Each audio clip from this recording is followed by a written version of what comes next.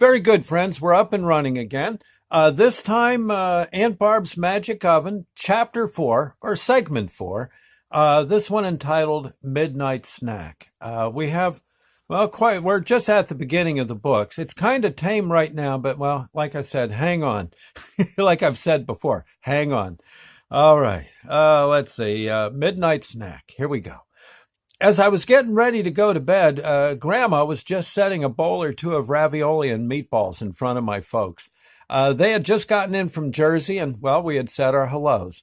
Grandma asked if we were hungry after that if they were hungry after that long drive, and the folks said, yeah, they sure were. Grandma got busy. My father mentioned something about a big traffic jam on the Pennsylvania Turnpike just west of Harrisburg. He wondered if it was on the news, and if it wasn't, it should have been. He and Mom were both pretty sore about how there was such an awful line at the line to get into the Somerset restrooms. It took so long that they had to forget about eating. I helped out with bringing stuff in from the car as Grandma and Mom threw some sauce together and fried some hot sausage. As promised, Mom had cooked 2 turkeys and had them stuffed into coolers. She also had a bucket or 2 of mashed potatoes, along with a tub of potatoes au gratin. Sorry, I'm drooling. I remember Mom's potatoes au gratin. Whoa. Anyway, there was a nice mince pie or 2 under a vat of creamed onions and a second vat of creamed peas. The rest of the trunk and a good part of the back seat held stuffing and jars of gravy.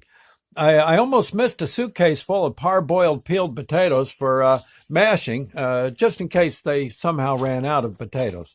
Fat chance of that happening, but okay. By the time the midnight snack was ready, I heard the kitchen door open. It was my Aunts Alice and Colette, along with Aunt Barb's husband, Uncle Bill. Bill had just dropped off the girls off and was heading back home. He still had stuff to do to help Aunt Barb back at home.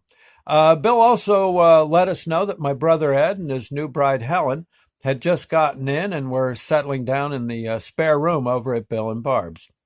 My aunt saw the ravioli and each grabbed a bowl.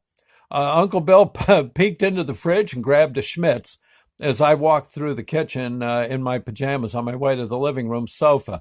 Grandma wanted to know if I wanted some pie. Oddly enough, it turns out that I did. Uncle Bill grabbed another bottle of beer and tossed it my way. And, well, 1 hour later, everyone either finally headed home or hit the road to bed. I stood in the doorway of the living room and just took it in. It was really more like a den and not really that big. At the far end, the fireplace burned with that bluish flame soft coal emits.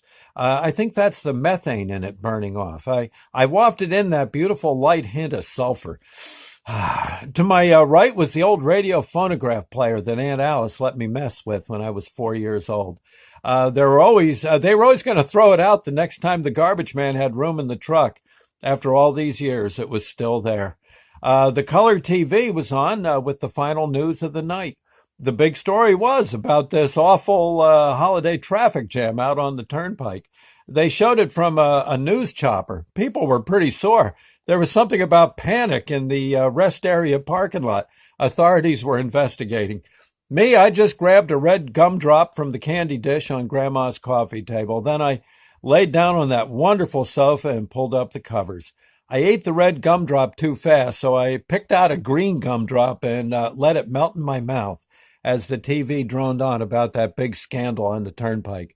Soon I was almost out cold and off to dreamland. My dreams in Newcastle were always great. I think it was the sulfur in the air. Yeah, Grandma said goodnight from the kitchen, turned out the light, and headed off to her room, a bedroom that smelled like perfume and powder. Okay, that's chapter 4. We'll do another one, tomorrow. Okay, we'll see you later. Bye, friends. Thank you. God bless.